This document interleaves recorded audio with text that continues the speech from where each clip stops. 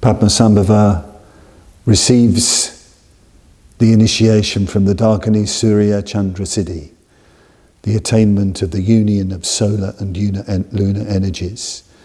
He's digested in her body, receives the empowerments in his body, and then is ejected with blessings from her secret lotus, completely transformed, completely transfigured, completely purified, a new being in a new world. You'd think that is enough, surely. But the training goes on. The training never ends. Padmasambhava loves his training. Training is play. Training is spontaneous play. In a sense, it's not for anything. It's just the way he lives. Training is creativity. He goes on having more visions, receiving more initiations, having more adventures in the quicksilver world of the Buddhas.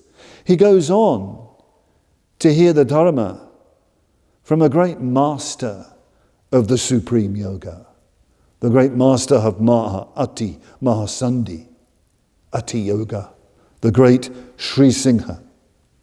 This is a very different teaching from the visionary world of the Darkani, but no different from it, but just pointing to a different dimension. This is what the text says. In the golden land, in the solitude of a cave, the son of King Kargyal, Sri Singha, is seated. He contemplates all the doctrines of the Dharma in a single indivisible one. In order to explain, go straight to the depth. This is his rule. And Padmasambhava came to Sri Singha and asked for the Dharma, which is indivisible and has absolute meaning.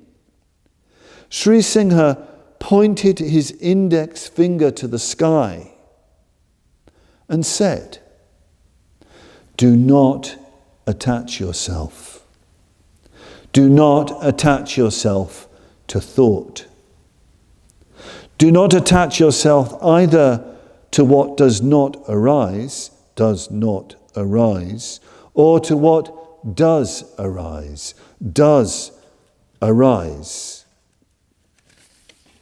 One arises and frees oneself at the same time. One arises and frees oneself at the same time. Empty. Empty. Not empty. Not empty. Strictly empty. Without stopping. Without stopping. Stopped. Stopped. With stopping. Forever empty. Forever empty. Strictly empty. Strictly empty. Without limits. Above as below. Ever flowing from everywhere. Vital. Absolute truth. This treasure of Sri Singha lets itself be seen when vision and action are sufficient and united. Thus, Sri Singha spoke and disappeared into a diamond depth. At the end of Canto 34, which we've been exploring, Padmasambhava goes to yet another cremation ground. Let's hear where he goes and how he is named. And the Siddha Padma arrived in the land of Sala, in the great cemetery of the mysterious apparitions, which has a circumference of 3.5 leagues. In the centre is the self-arising stupa Kapata, dwelling of the great blood-drinking Marmo.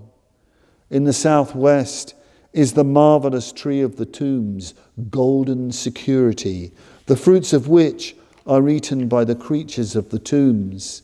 In the northwest is the water of the tombs, the lake most excellent, which is frequented by many creatures of the tombs, including the daughters of Nagendra and the daughters of Yakshas, who look like cadavers. In the northeast is the funeral fire cloud of smoke, and in the whirlings of the fire are male and female demons who eat the carcasses of men, horses, of oxen, and still others, and who play countless games. In the southeast is the funeral wind of 5 origins, and among the wild shadows are dissimilar creatures, without number, none dead, none being born, none aged. In the west, on the mountain of the tombs, descent of Titans, live lemurs of many kinds, without poverty, possessing treasures of miraculous gems. In the north, there is only one form, the goddess Sahadara, yellow in colour, wearing a wild fur, tearing rotten tree trunks high and low with both hands, and carrying on her back the yet moist heads of men. She mounts a black sheep with a skeleton for a shadow. In the east, the white lady of things, mounted on a corpse, moves by elevating herself. Here, among the terrors of the charnel house, with his back against a stupa, Padmasambhava made the wheel of the Dharma turn for the Darkinis for 5 years, and he received the name Todtreng Sal, strength of the Rosary of Skulls. Remember from our previous talks, the cremation ground is here.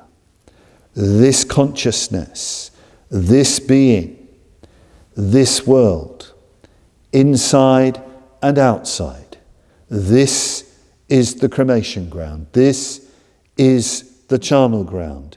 This is the place. We cannot but be aware of it right now. We feel the fear sometimes, the tension, the craziness, the sickness of this world right now. This is where we have to dwell with Padmasambhava, with Padma Todtreng Sal, Padma with the strength, with the creative power of the Rosary of Skulls. That's what it means. Padma with the strength, with the creative power of the Rosary of Skulls, the creative power and strength to transform. Yes, to transform this world, this cremation ground, to see it as it really is, a place of transformation where we can transform ourselves, yes, into Buddhas. So let's train with Padmasambhava here, preparing to hear the world. Let's hear his mantra, the Todtreng Sal mantra, here in this cremation ground. Om Ahum Vajra Guru Padmasambhava Sal Vajra Samaya Ja Siddhi Falahunga Om Ahum Vajra Guru Padmasambhava Sal Vajra Samaya Ja Siddhi Falahunga Om Ahum Vajra Guru Padmasambhava Sal Vajra Samaya Ja Siddhi Falahunga Om Ahum Vajra Guru Padmasambhava. So if you're enjoying, appreciating, benefiting from this series of short talks by Padmavajra on the life and liberation of Padmasambhava, him channeling these lightning flashes from the blue beyond, then please do consider making a donation to Padmaloka. We're still in uncertain financial times. This year we lost our main source of income, our retreat income, and even though people are starting to return to Padmaloka now, our costs have considerably gone up given the various measures that we have to put in place. So although we've benefited enormously from people's generosity throughout the year, we really need to keep that stream of generosity flowing. So do please consider giving what you can. You can do that by following the link that's attached to this video or beneath in our YouTube channel, or visiting our website and making a one-off donation or taking out a monthly standing order. Thank you.